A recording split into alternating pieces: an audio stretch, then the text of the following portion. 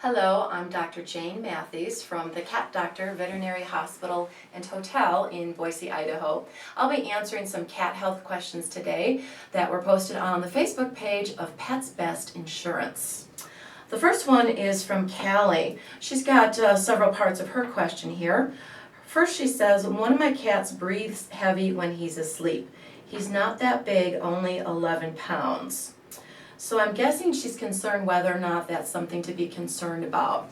Now, even though she says he's just 11 pounds, can't really say if he's overweight or not. Most of the times it's going to depend upon the kitty's physique and how he holds that weight on his frame.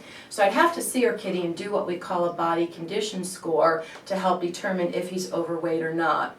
If he's overweight and he's only breathing deeply when he's asleep, most often that's related to him becoming very relaxed, and because of his being a little bit on the heavy side, they often will breathe a little bit deeper or sometimes make some snoring noises, or it can sound like they have a little nasal congestion. It's a little bit similar to heavier people who have sleep apnea or other problems like that related to their weight.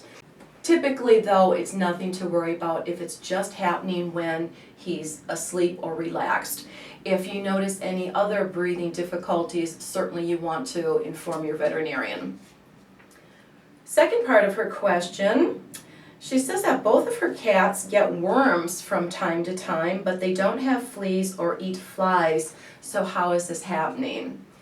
Typically, cats get intestinal worms from being outside, hunting, eating prey, things of that sort. And then they can pass them from cat to cat, typically through what we call fecal-oral contamination. So in other words, if they're sharing litter boxes, grooming each other around the rear end, things of that sort, then they can just kind of keep going in a cycle like that.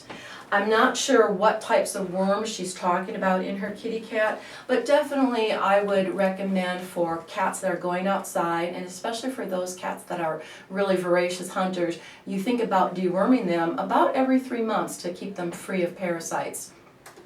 Nowadays we have some really easy options as far as dewormers go. My favorite is one that is a liquid and it's put right on the back of the cat's neck, just like those monthly flea preventatives that they have.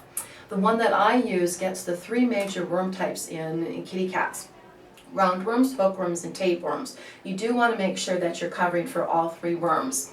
These are very safe to use. Even if your cat doesn't have worms at that particular time, it will not hurt the cat. And I think it's a really good idea to be proactive and prevent your kitty from getting them rather than just waiting until you see worms coming out either in the vomit or in the feces. So check that out with your veterinarian and see if you can get your kitties on more of a preventative type deworming, and that should take care of the problem for you. The third part of her question, she says that her cat likes to chew on plastic and wrappers that make crinkle noises. And this kind of ties in with a question from Kate. Kate says, our male cat licks plastic bags, wrappers, containers, even fake Christmas wreaths. Does this mean he's lacking something in his diet? He's healthy, so could this just be a nervous habit?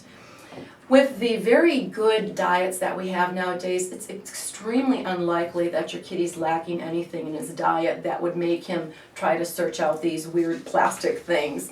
Most likely this is just kind of a quirky habit that both Kate's kitty and Callie's kitty developed over the years. We don't always know why they do these things. Sometimes it can be, again, just a little quirky habit. Sometimes it can be in response to anxiety. Sometimes it can almost get like an obsessive compulsive disorder too. Plastic seems to be fairly common, especially those plastic grocery bags. I often find that cats either eat them or they pee on them. So for the most part though, it's really nothing to be concerned about that he's trying to do that. The part that you need to be concerned about is that we do want to try to avoid that, because the danger lies in if kitties do eat and actually swallow these types of things that could actually get into the stomach or the intestines and cause blockages, which can be very life-threatening and may require surgery to correct. So that's the main concern about kitties eating non-food objects. So keep a close watch on your kitty cats. If you have any other cat health questions, please post them on the Facebook of Pets Best Insurance.